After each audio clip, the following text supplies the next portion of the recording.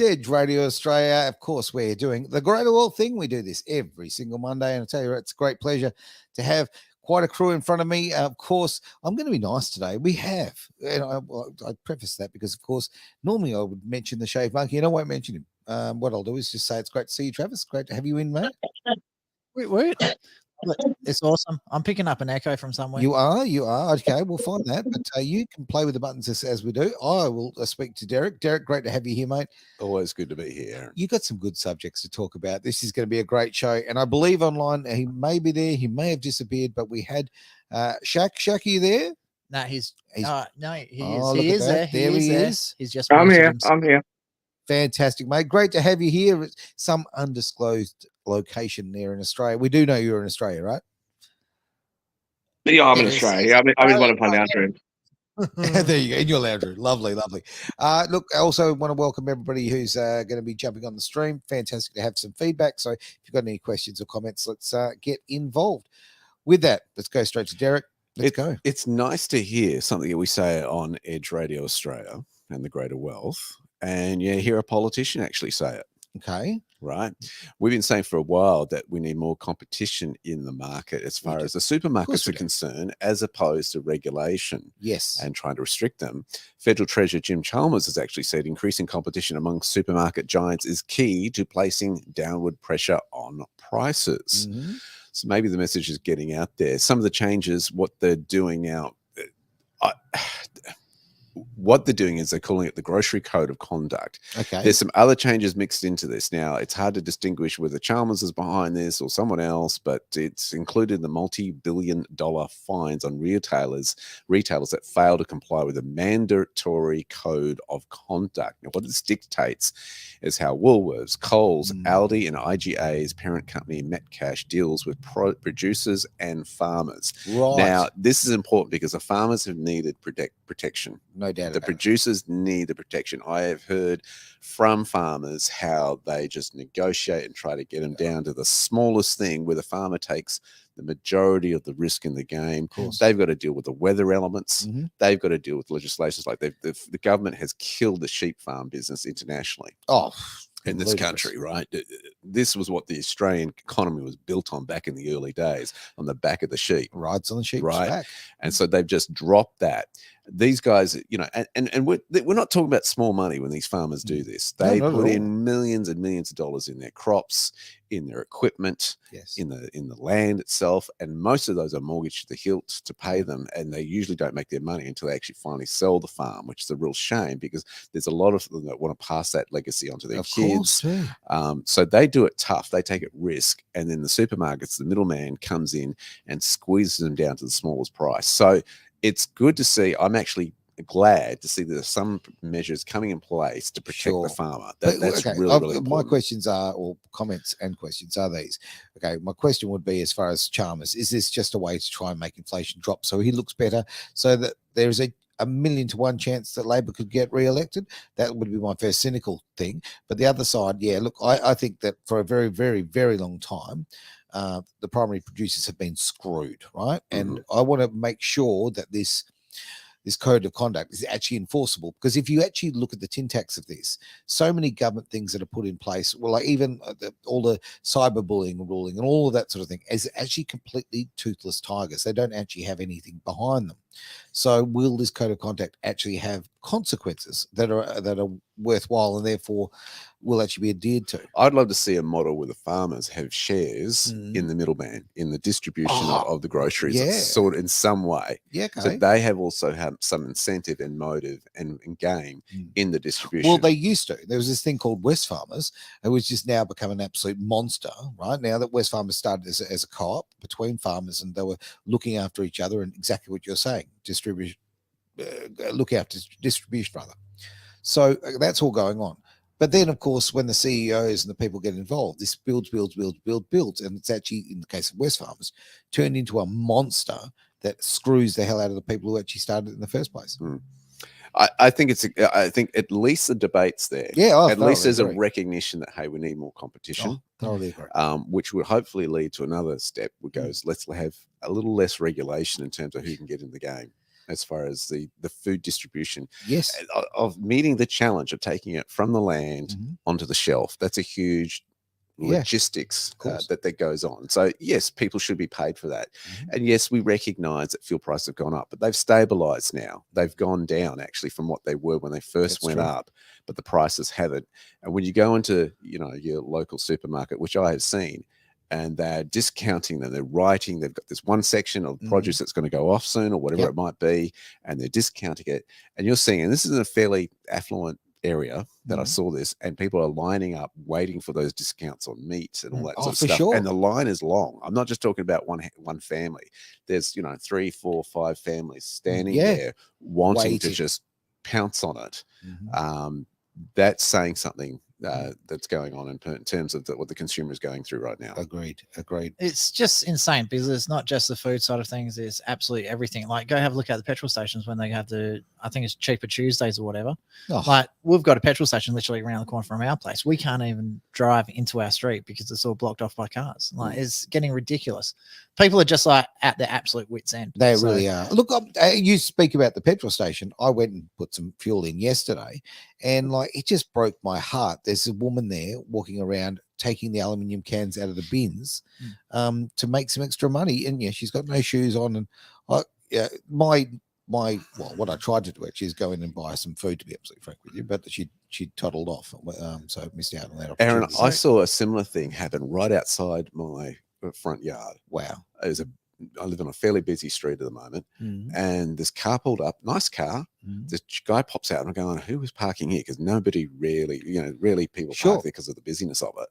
And he gets out and he opens up our recycling bin to see if there are cans in it and bottles and all that sort of stuff. There weren't any in ours, and he goes on to the next one. I'm thinking that's where we are at as a society.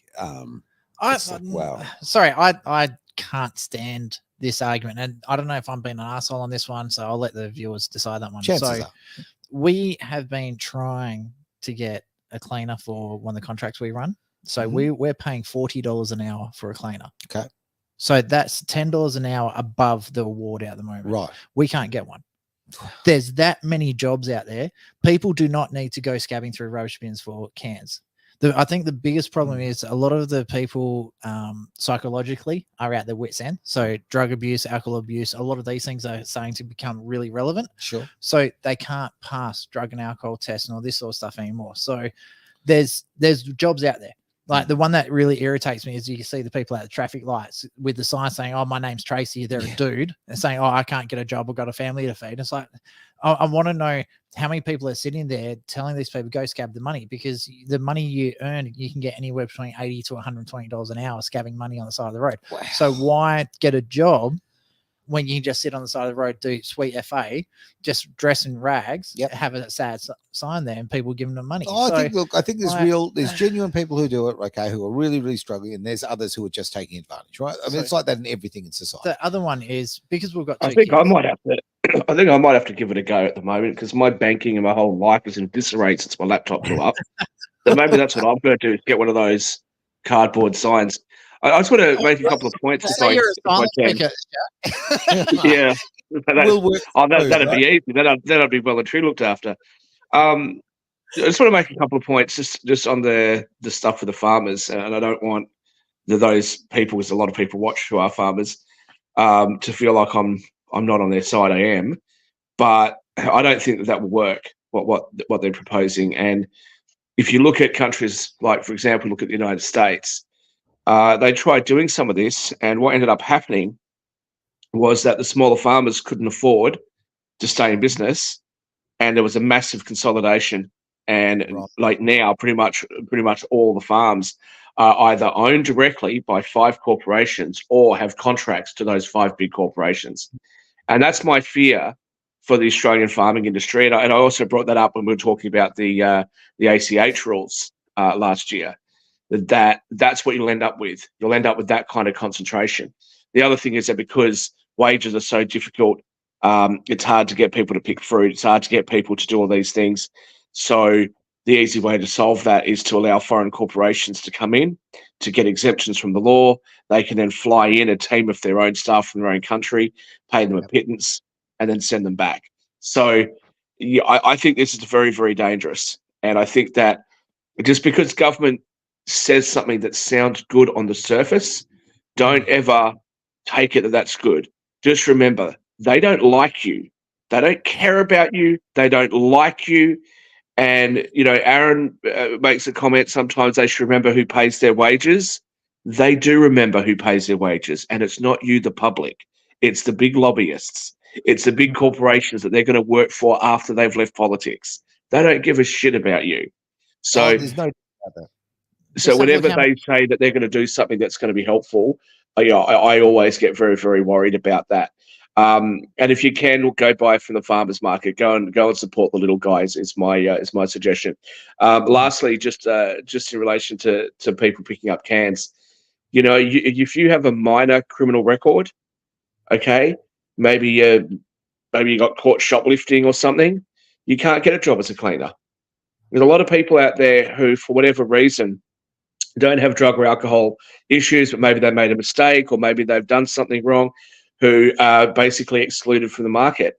Maybe there are people out there who are relying on, pension money and stuff like that, and they're too scared to work because they're afraid they're going to lose their pension or other benefits. Yep. So what do? So that's a really significant issue, I think. And I really hope the Labor Party, is gleeful about knowing what they've reduced people to. The fact that people are relying on food banks for food, that they're relying on the charity of others to get by, that there are people that can't, that skip meals in order to feed their pets. I mean, I really hope the Labor Party is happy with that. Thoroughly agree, and with great sadness I say that, because the Labor Party has just decimated the working class in this country, and they've worked very hard over the last couple of years to do that. There's no way, you can't be that incompetent. This has got to be a purposeful act. The other one is like the housing side of things, because a lot of the trades are based around housing and everything associated with the housing as well. Everything is skyrocketing, and it's getting to the point where not only can people not afford the food, they can't afford their rent, they can't find a house to live in. So we're nearly finished building a granny flat in the backyard. We have random people's, because it sticks up over the fence, they're knocking on the door asking if we've already got tenants for it. So last week we had 3 people knock on our door seeing if they can rent the granny flat because they can't find a house. It's insane. It's insane. So I find it absolutely amazing. I'm trying to think of a polite way to put this, but how fucking useless the government's been in this. And that's I don't think they have been. I think this is very deliberate. I don't think this. Look, you look at the immigration. You go from 140,000, we bump it up to over 500,000. Okay, a year. Okay, that immigration's been high for no. That's not true. Immigration was 140 a year, which was too high in my opinion anyway. But that's fine, right? Okay. It's a compounding effect. But when you go from 140 to 500, just like that, the pressure that you create on the housing market and therefore the rental market is disgraceful. My mother had to go to hospital last week. Right. She had a fall. She sat in ER for 13 hours just in the waiting area before she could get a bed. Wow. She didn't get out of there. There aren't beds though. She didn't get out of there for 21 hours. No way. Right? So that's part of the issue too. That affects everyone. Yeah, you might have a house. You may have paid off that mortgage or whatever. You want to go to hospital or have to be admitted to ER, this is where it's affecting us, right, as a community. Well, on that the infrastructure is not there. Hang on. Okay. The problem is you've got so many doctors who won't bulk bill now. It's all private billing. That's why there's so many people in the emergency, because people. Yeah, but can you blame them? No, not at all. Can you blame the doctors? I mean, look, I'll just say a couple of things. One, in relation to housing, what did Korea do? Korea thought, we've got a critical shortage, so they started government subsidizing housing, and then all of a sudden they call it, we had an oversupply and the housing prices fell. Australians got to be very careful here, because the biggest source of wealth for Australians is our housing market.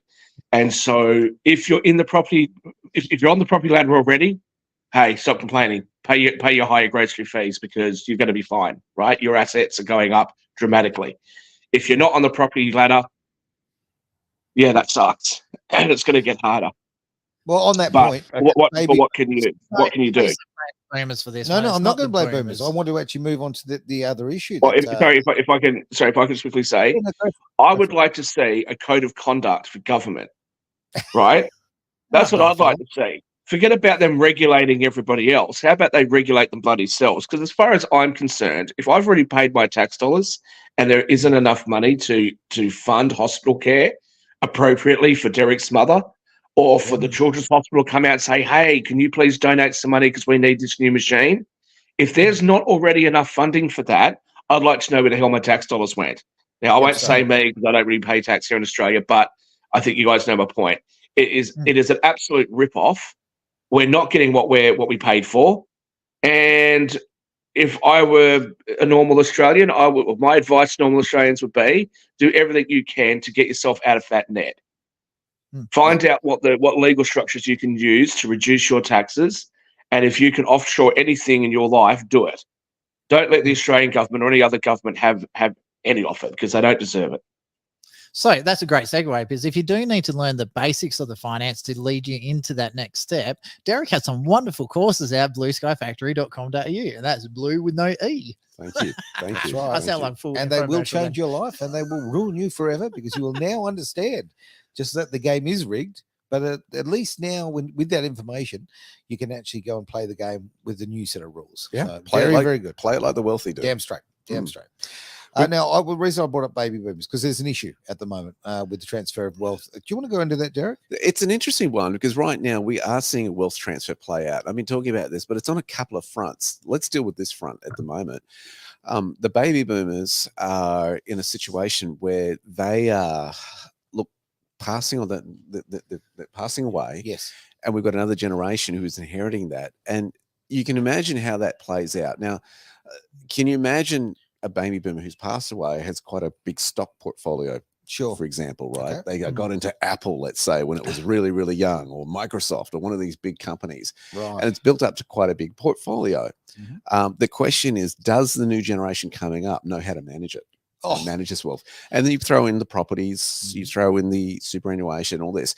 What we have noticed over the years is people who suddenly come into wealth don't know what to do with it. It's a bit of a shock factor too, unfortunately. Exactly. It often is spent within 2 years and gone, and nothing to show for it. And I think that's a real big concern, is does the next generation who's coming into this money, coming into this inheritance, know how to do that? And not only that, have the baby boomers set it up in such a way, their estate planning, that their wealth is protected from taxations or hidden taxations that are playing out. We do have a government who's wanting to bring in inheritance tax as well, right? Again, a great government of the people, the working class. The accountants are talking about it and believe it will come in and pass through. So there's a real big responsibility. One of the things that a lot of people don't think about too in their estate planning is, I didn't know this till about a year ago, but apparently when somebody passes away, the executor of the estate should wait probably about 9 months or so in case there's any challenges to the will. Okay. Now, this causes huge problems for somebody who's passed away who owned a business, because you've got employees in that business and they still need to keep the business operating while this whole estate planning is worked on. So it's really important in that process of estate planning that there is a succession plan within that interim that allows the changeover of ownership, because sometimes in those wills I'll say, you know, so-and-so buys them out, or this sort of stuff. But there is that these families can keep going. And so it's very important in working with accountants and lawyers to have and think that forward, because nobody plans on passing away, right? But it is inevitable. It is the awkward conversation that needs to be had with mum and dad. It's, you know, my dad, before he passed away, he sat down with me at one point, was telling me where important documents were and you know, where the title deed to the house was and all that sort of stuff. It's a conversation as a child you don't want to have. No, absolutely. But you need to have it. Yeah. And the seniors need to be thinking about that succession plan as well. So I have to give credit to your dad for doing that. It is a tough conversation, but it needs to be done. So going to the millennials who are inheriting or the share portfolios, houses and all that sort of stuff, and they don't know what to do with it, I really hope that the government doesn't get involved in that, because I still think the parents are the ones that need to be educating the kids on the family business, the family assets, how everything should operate. I really don't want the government getting involved in Here's that. an issue. Right. Okay. Baby boomers knew how to save and to wait and had patience. Okay. Current people of the generations that have come after, and I'll include Gen X on that one as well. No, you're impatient, not the rest of us. Only you. I'm okay. Only I'm impatient. Gotcha. Like, okay, boomers, millennials particularly, Mhm. will say they want everything and they want it now. Okay, they want instant gratification. There's a psychological difference, and for investing, that is a very, very, very, it's polar opposites with the boomers. And so when you're taking an asset from a boomer, it's going on to another generation. This is another reason why it's just frivolously thrown away. Yeah, I mean, I know someone who's going through this situation right now themselves, where their mum's passed away. There's a substantial amount of money because of an expensive property. Now, I would very much hope that they'll do the right thing and really invest that and get the right advice. Advice is everything. Get the education. One of the things that a lot of people don't understand is the hidden taxes on death. And let me talk about some of those. Please. Sorry, before you do, Derek. Sorry, if I can just quickly jump in on inheritance taxes. So, this argument is just for anybody who's on the left. They should look at what we already do and then tell me where the problem is, because I don't get it. Right, a lot of countries that say, okay, we're gonna take 40% of it and things like like they do in the UK. But what we're talking about here in Australia is, so for those of you that don't know, if your parents bought a house for $10,000 back in 1950 and they've just passed away and you've inherited the house and it's now worth 1.5 million, what the government does, if it's the family home, you've got a brief period of time in which you can sell it. But if it's an investment property that they bought, all the government does is that the government pretends as if you have owned the asset yourself since 1950. So you're going to pay capital gains tax essentially the same as your parents would have. What's the problem here? I mean, that's fair, is it not? You're not in a worse position than what your parents would have been, and you're not in a better position. You're in the same position that they would have been had they sold the asset off. So again, I don't understand what the problem is. I do see, like I was speaking to somebody recently that's got 2 children, and they said, oh, well, look, I'm going to leave one of them a family home and I'm going to leave the other one my superannuation account because they're both worth about the same. I said, well, actually, no, they're not, because one of them is going to be taxed and one of them's not. One of them is going to be at a long-term capital gains tax rate, the other one isn't. So, these are the sorts of things where, again, I think that we should be asking government to give us fairness. People in similar economic positions should be contributing similar amounts. We don't need the added complication of inheritance taxes. If you want to increase taxes, just increase the GST. If that's what you're trying to do. If you think that 27% of the GDP is too low, if you think Australians would benefit from having more government spending, then go to the election and say, look, we would like to get more GDP off the country, so therefore we're going to increase GST. And by doing so, you could decrease all the other taxes and you'd still increase the take. Don't make it more complicated. The most honest thing that the politicians could do is just drop public spending by 25%, because let's be absolutely frank, it is overstated, it is ridiculous. The amount of taxpayers' money that is just thrown in the toilet is embarrassing. I love the word pissed up the wall, but anyway. Okay, we'll go with that. But that's just talking about at a federal level. Has anybody looked at the financial? I used to live in the city of Stirling. Has anybody looked at how much money they've got? They've got $2 billion in the bank. I know. Yeah. So I want to just quickly jump back onto inheritance tax. So I think people, if the next election is going to be close, because this is a really a policy that's close to the heart of Adam Bandt. So he's going to use that at the next federal election, that if the Labor needs the Greens vote to form government, I hate to say, I think that's going to be one of the first things. That's going to be one of the deals that they're going to make. You bring out the inheritance tax, we'll let you form government.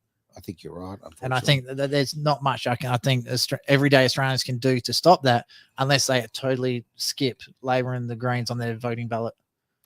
It's time to think differently. It really is. And it's time to wake up to a vote for the Greens is a vote for socialism. It's a vote for against humanity. It has got nothing to do with the environment. The parties have changed, people. They aren't what mum and dad used to vote for. And that's what you've got to recognize. That's one comment that used to shit me to tears when I was on the polling booths is you'd go to hand out how to vote card and people go, oh no, I'm voting for Labor. And like every now and then I'd say, oh, just do you mind telling me why? And they go, oh, my grandfather voted for Labor.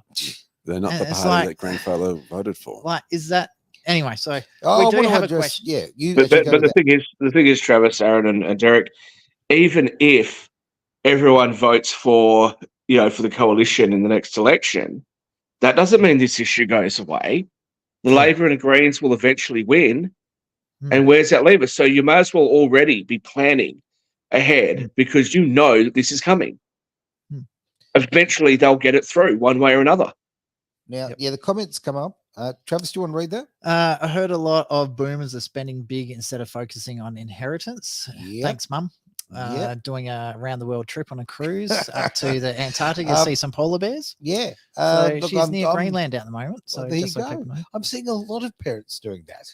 But I mean, you know what blows me? Fair's fair. Mum's dream has always been to see a polar bear. Okay. So because they didn't see any on the Arctic Circle, they actually had to go to the rubbish tip in Greenland because apparently they go into the rubbish tip and start attacking people and that. So they have to kill them on the site so they don't kill people. Oh, that's a beautiful image. Thanks for that, mate. I really appreciate it.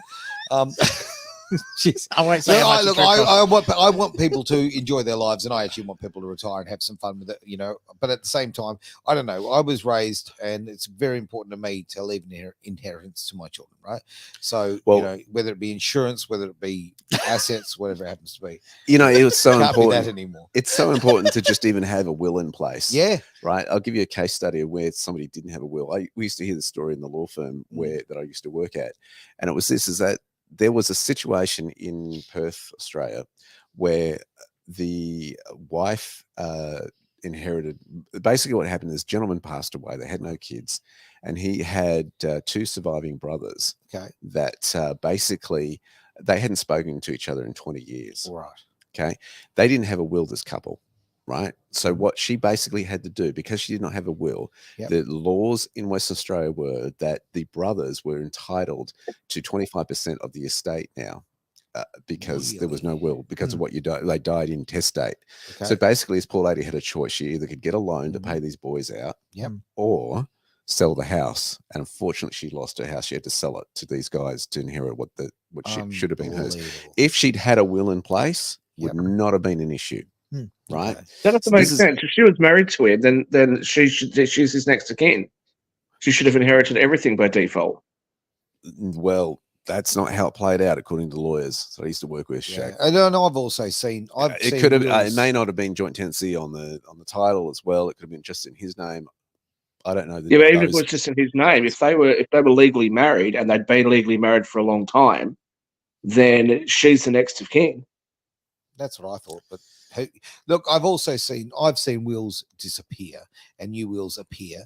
I've seen government departments accept that as being normal when it's not normal. I've seen government departments accept wills that have no signatures or no witnesses on them. So, you know, it all comes down to the criminal that's in the office with the stamp. Basically, it's important to have a will. Damn straight. Especially if you have children as well. You don't want the state deciding where your kids, who looks after your kids, right? So we do have a follow-up question here. The Conservatives only offer a small break from the contentious path of continuous path of progressivism. I need new glasses, so it's like really hard to see the TV from here. That's why I'm squinting. It's called fossilitis. Yeah, you're right. I mean, that's a really good point. It's kind of like, we kind of get intermission. Okay, I've got people, and I won't go down the story. I'll just briefly go and touch on it. But okay, my life was absolutely changed, just hot and cold. My life was very, very badly damaged because of the difference between, and I saw my life when it came to family court. We'll talk about that. Family court, I had rights under a Conservative government and I had no rights under Labor, right? Okay, basically simple as that, okay? So I went from being a father and recognised as a father under the Liberal Party, and the Labor Party I was seen as scum of the earth and disappear and go away and just pay money and you know, just dissolve as a human being. So I lived that. And I saw the contrast. So for me, voting really matters, and it matters to everything in your life and everyday things in your life. And you know, your family is to have that difference when the Gillard government changes things back in 2010, and to see the progressive. And it's not, I hate the word progressive. It's regressive. Okay. We're going backwards. We're going absolutely backwards.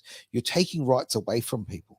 And that's what the Labor, or in this case, in the US, the Democrats, this is what they're doing. They're taking rights away from people and telling us it's for our own good. Yeah. Yep. People are rising up though. I mean, I think the beauty is that people are getting educated now, which is a great thing. Slowly waking up. Thanks for waking everybody up. Slowly happening. And I think it's actually too interesting to see some of the messages even slipping into the mainstream media a little bit, little by little. It's starting to trickle in a little. And you go, that's an interesting story. Yeah. Why is that one popped up? If they start telling the truth, gee, we won't have to exist anymore, Edge. What will we do? But yeah, well, there's the question, isn't it? If you could pick a country to go to where you think the system is, the best that you can find, what country would it be? I'm already looking at Russia and Poland at the moment. Russia and Poland have I have the best rights in those two countries. Yeah, you don't have any rights in Russia. The USSR has a much better Bill of Rights and Constitution than the United States of America, but I can tell you that in practice that wasn't quite the case. Look, for me, I very much enjoyed Dubai, but I get it that's not perfect. Switzerland, everyone knows I very much enjoy Switzerland. Monaco is another one. But I think people, they've got to demand what they actually want. I think that we have to recognise that government services in a advanced society, government's going to provide services or at least provide funding for those services, which means that they need to get revenue from somewhere. But we've got to demand that they stop interfering with our lives. Just be an administrative body. You don't need the rest of this shit. So message, don't worry, Aaron, you are safe. You won't have to worry about the media telling the truth anytime soon. So. I appreciate that. Got a little invested in what we're doing here, so I think we need to be around for a long time into the future. Me personally, I always like Vietnam. So anytime we've had to deal with the Vietnamese government over there, it's not against the law for someone to bribe an official. It's against the law for an official to receive the bribe. Right. So what happens is when you need something to be done, so you pay the government fee, which goes to the government, run the government, and then you pay the person a fee to actually do what they're meant to be doing. And if they can't do what you've asked them to do, they actually give it back to you.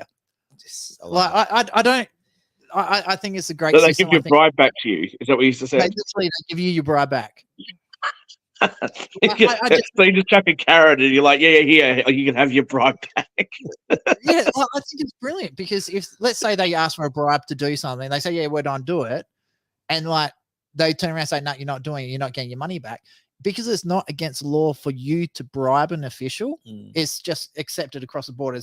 Even legislatively, there's no law against it. Okay. You can then go to the police, say, I bribed that guy and he didn't do what he told me to do. So then they go and arrest that guy for accepting a bribe. Well, I think that's awesome. Can you imagine bribing a politician in Australia? They're taking, political donation in Australia. They're not doing what you've asked them to do. You've got no hope, no recourse, nothing. See, in Vietnam, you can turn around and go to the cops and they'll go to jail the politician. Well, that's what we should be demanding as taxpayers. I alluded to that earlier with the code of conduct. We should be able to go down to the police. Imagine if we had to trust those people. But imagine if we could just ring 000, say, listen, the Prime Minister and all the opposition, the whole lot of them, just arrest them, please, because they've ripped me off. I've been paying taxes my whole life and they haven't done shit. I'd love to see that. I think we should. I think we should have the same system. The sheriffs are doing. Yeah, I think so. I considered suing my ex-wife for breach of promise. Let's face it.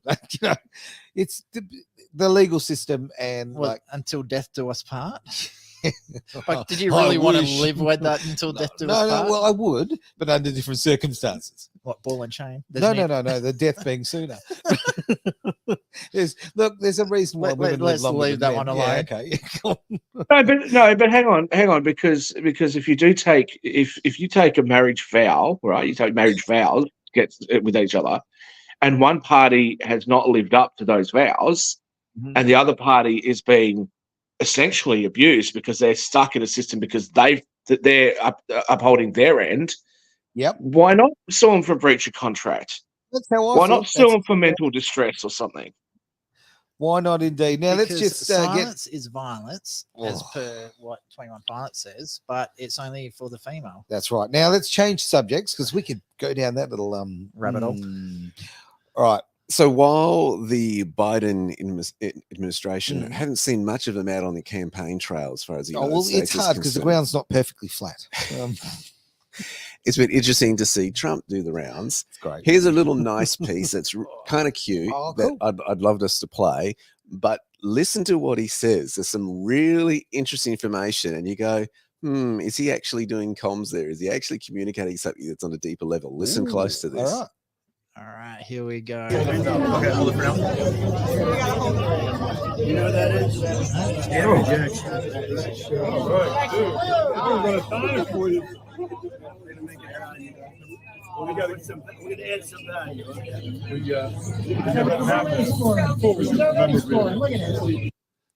So the couple of things that he said in there was, do you know who that is? And then he circled the top part. Who was it, Derek? It's President Andrew Jackson on the $20 bill of the US. He is for real. And then he said, oh, we're going to add some value.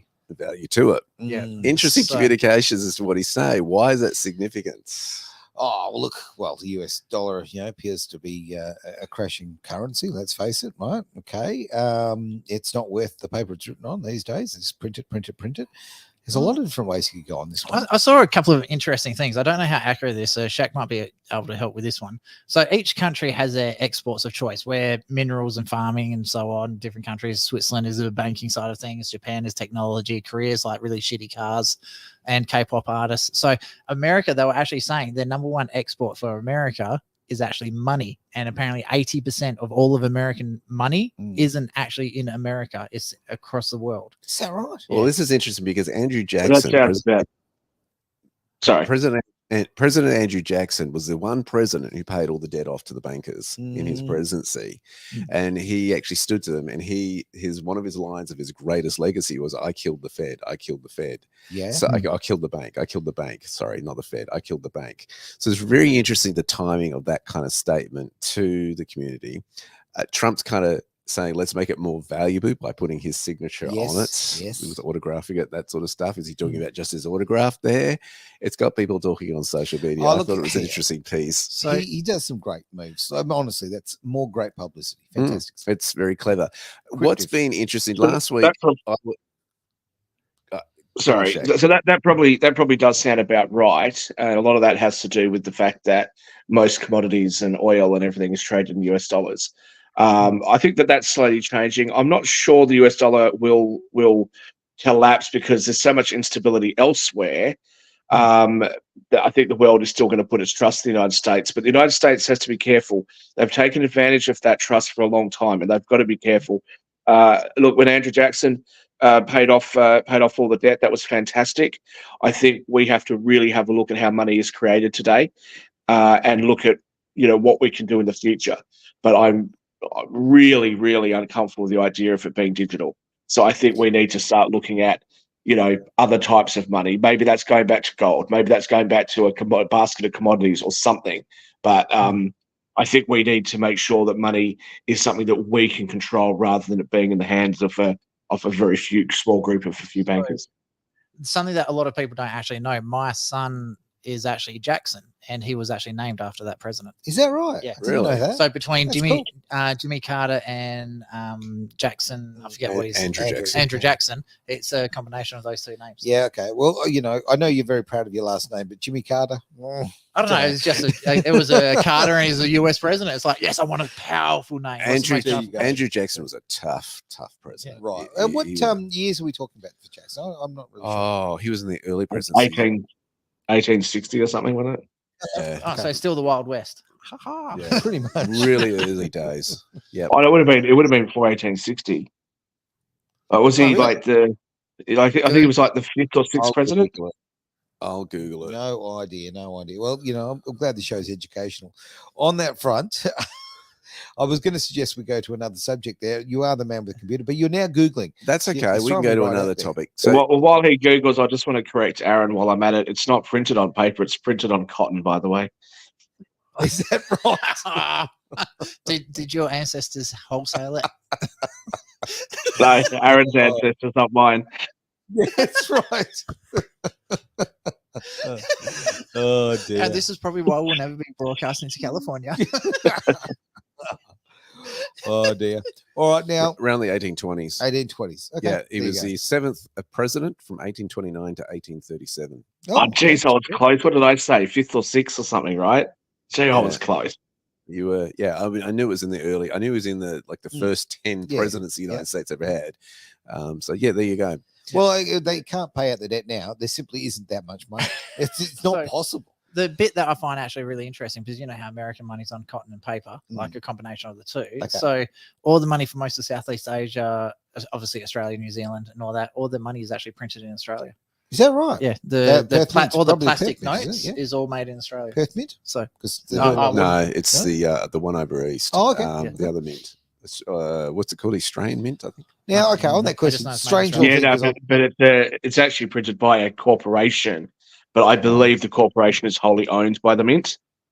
And so they print a number of different currencies. I think the majority of polymer notes are printed by them.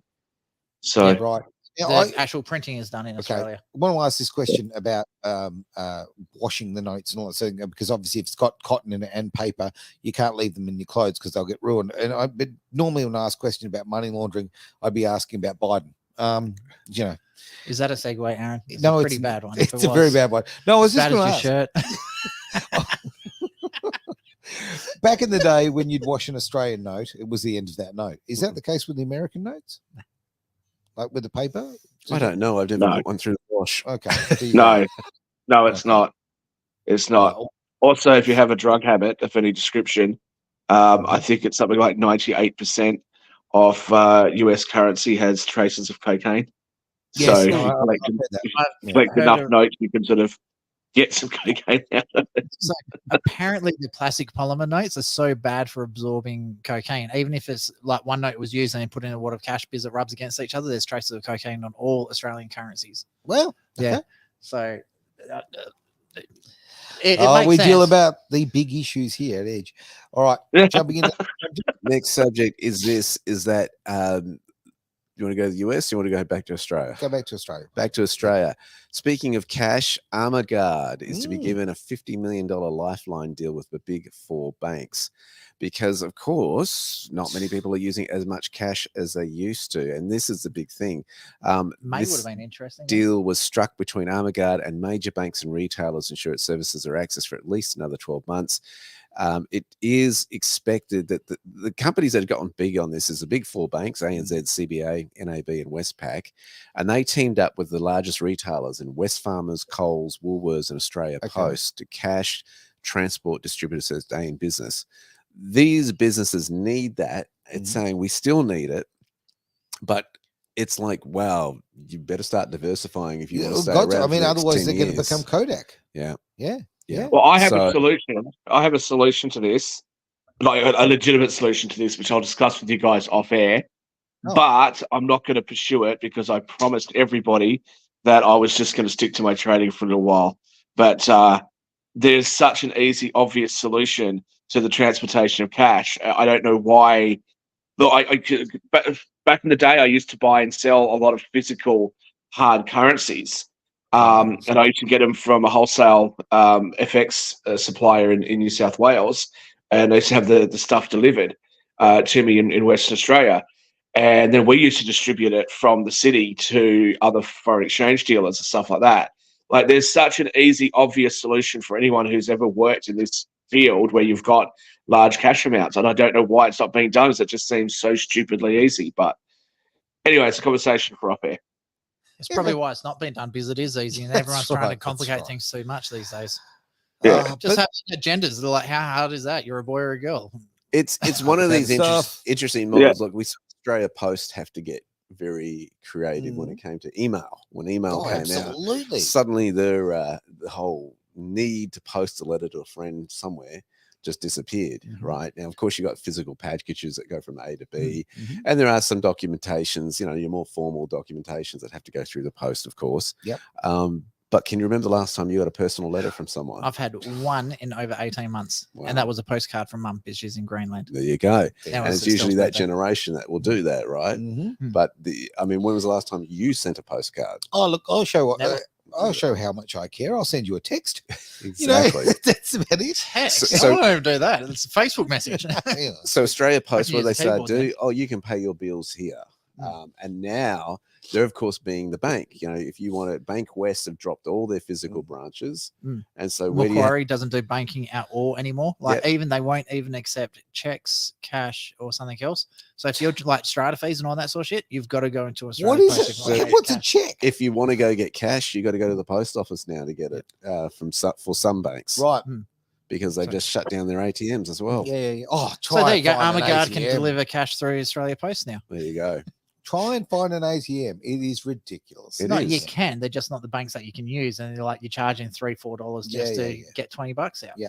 Well, I paid you cash today. You did. Guess where I got that cash from? Australia Post. No, under the mattress. IGA. They bought some groceries and I thought, can I get some cash out, please? Did she look at you funny like? No, they do it all the time. Like, what is this? It was how much do you want, sir? And I'm going, how much will you allow me to? And there you go. Oh, but I had to get some cash out recently as well. But they made me buy something. No, Woolworths, you can just walk in and get cash out. Woolworths made me buy something. Really? Yeah, it was. Okay, that must be a new one. So. There you go. No. Well, fair enough. If they're gonna do that service, I get it. You can buy what? Charge the bank for the 50 cents of chewing gum or whatever it might be. The chomp bar. It was $1. No, stuff them. You know, they started offering cash outs in order to attract people to their stores. Yeah. Right. So if they made me buy something just on principle, I'd buy it. Then I'd go and return the thing. Just on principle. You know what? That's actually a really good idea. You know how we have the then I'd take the item if I actually wanted the item, then I'd take it, I'd go back to their machine, I'd repurchase the item and pay for it in bloody cash. Yeah, I know that would achieve absolutely nothing but make me feel better, but me feeling better is all that matters in this situation. So we've been having the national cash out day, telling everyone go to the bank, get your money out. No, let's really fuck over the big shopping centers as well. Okay. Let's do what SHAK just did. Go buy a chewing gum, a packet of whatever, get the cash out, maximum amount you're allowed to get out, then return the product, and just do that to waste their time. They've got you're not getting the sales. They've got to pay the staff to do all the work, and you're taking all their cash reserves. Well, I think that's a great because you know what? I work for Coles, I work for Woolworths, I work for all these companies because everywhere I go, I work for Kmart. Self-checkout everywhere you go now. There's no Bunnings staff. Has the returns counter. Yes, I just go there and make them do it. Yeah. So there are ways around it. But I know. I'm just stating the fact that most staff are disappearing as well. Yep. So always pull cash out when shopping, but they usually limit to $100 to $300. So that's from. Well, that's okay. You go to one shop and then you get your money out and you go to another shop. Yeah. Ooh, and there's more. And they have a minimum pre-buy now at a lot of more places, so just do the minimum pre-buy, then return it. Yeah. How much is the pre-buy? That's what I want. Doesn't matter. I'm returning it. No. Don't do that. Do the opposite. Buy everything. Buy everything. Yeah. Buy everything. Like you got American Express card or something like that, right? So you got a really high credit limit. Just go in and just empty their shelves. Buy like $10,000, $20,000, $30,000 worth of stuff, right? Yeah. And then return it. Go through the cash out. If you go through, do it, then come back in. If it's a $300 withdrawal, do the $300 withdrawal from your ATM card. But you buy one item, take $3 out. Buy another item, take another $3 out. Then after you've got like 20 grand worth of stuff, go back to the return space. Oh, look, I made a mistake. I don't know what I was thinking. Stuff these guys. They want to muck around with us. Muck around with them back. No, it's good that I'm not going to forgive you for taking away my Australian flags on Australia Day. So, you think that I'm going to be in any way loyal to you? Go fuck yourself. Oh, look. Actually, we've got an Australian flag up here at Edge. And I thought it's a Porsche flag, but anyway. It's Porsche, by the way. But anyway, that's a whole other story. Porsche. Yeah. It's a Porsche. The man's name was Porsche. Anyway, it's a whole other story. But no, we have an Aussie flag here with great pride. And unfortunately, I'm quite sure it wasn't made in Australia. In the other room. Is it? Yeah, right there. I saw the traffic lights. Yep. Yeah, we got traffic lights too. Yeah. Have you got your Pride flag? Isn't it Pride Month at the moment? Oh, do you know what? I saw it. We've got to have a National Hero Day for this one. There's one chick in America single-handedly cancelled all the news about the Pride flag. That's a SHAK tour chick. No. Have you seen that interview? No. Oh, it's all over social media. Like all the Pride shit's disappeared off my thing. It's just this chick. Is that right? Yeah. Like, and all the jokes about her and everything, like, it's absolutely golden. Oh, look, I'll send it to you. Straight up, Dan Murphy's at the moment has a pride flag as you walk into the building. I've seen this on social media, right? So that you have to walk over it, which I suppose walking over is kind of a nice symbol there in itself. But as far as like, is there a closet next to that's it? how little I care about it.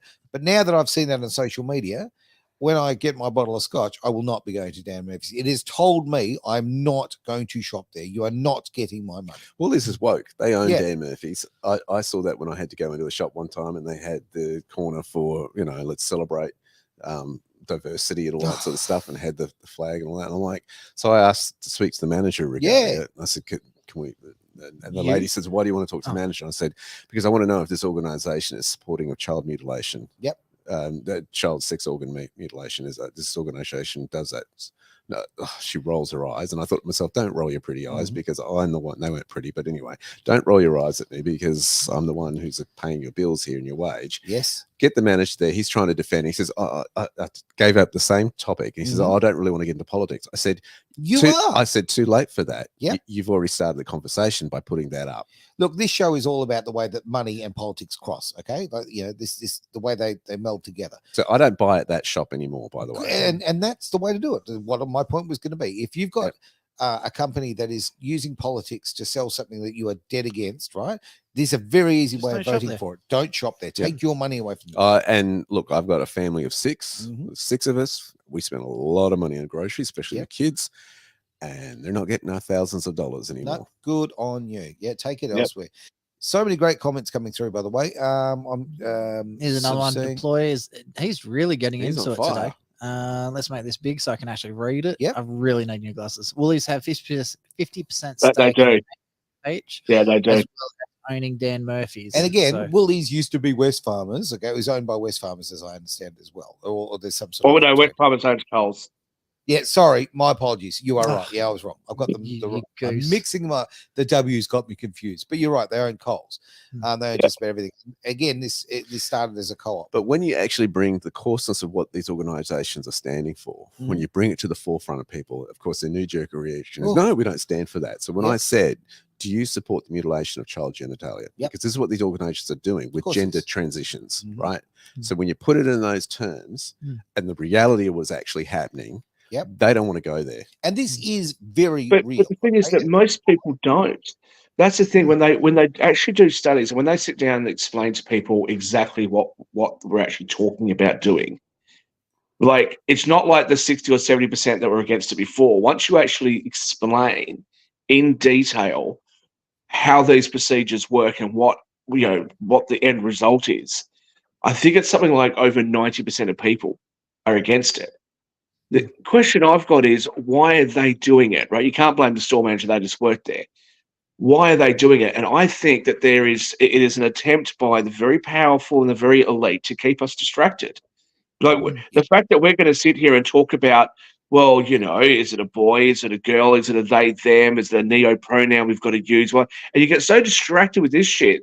Meanwhile, debt levels are extremely high. We don't have enough money, or there's not enough funding for people who are relying on the age pension. The NDIS is getting ripped off, etc. So we have all of these issues, and the air gets sucked out of the room on shit that actually nobody really cares about. Nobody's sitting out there going, oh, look, I really hope that I have a child whose genitals will be mutilated when they're older. Like, who's the advocates for this? They're very few and far between. A close personal friend of mine, her daughter has gone through this, has had her breast removed. It is absolutely disgusting. This child has other issues with mental illness, we'll just put it that way. It is horrendous what they are doing. They are sterilizing a generation. But anyway, we've got basically a minute and a half to wrap up the show. I'm going to throw back to Derek, because it is The Greater Wealth, brought to you, of course, by Blue Sky Factory. Let's have a little bit of a final thought, I guess, mate. Where do we start? Yeah, where do we start? Far out. Look, there's so much we've covered today. I think we've got to always stand up for what's right. We've got to defend our children. We've got to think about the next generation. We've got to make these agendas, these people in power, we've got to restore right living in the land once again. And you do that by, of course, standing up. We've talked about boycotting different companies who are doing the wrong thing. We've talked about making your politicians absolutely questioning what they're doing, why they're doing it, and looking for alternatives. Because if you don't, it just gets worse. It does. Absolutely does. Travis, your final thought. 1 minute to go. In the religious terms, a lot of people say Satan's greatest trick was to make people think that he didn't exist. Yes. So in the political sphere of things, the greatest trick that politicians ever pulled was saying that politics don't matter. Correct. And it controls absolutely everything you do. So politics does matter. That's my biggest lesson I'd hope everyone would learn, that they need to take an interest in the rules that are being put in place, what their politicians are doing, what their local councils are doing, because it does matter, because it controls everything you do. All righty. SHAK, thanks for being on the show today, mate. Really appreciate that from wherever you've plugged into. Derek, always a pleasure. And of course, thanks. Thanks, Travis. Thanks. At least you're wearing pants this time. I am wearing your the nuts. big boy pants are on. It was, of course, a fantastic show that we do every week. We love it very much. No balls for you. Just try and clean it all up. It is Greater Wealth here on Edge Radio Australia. We didn't start the fire. It's still burning.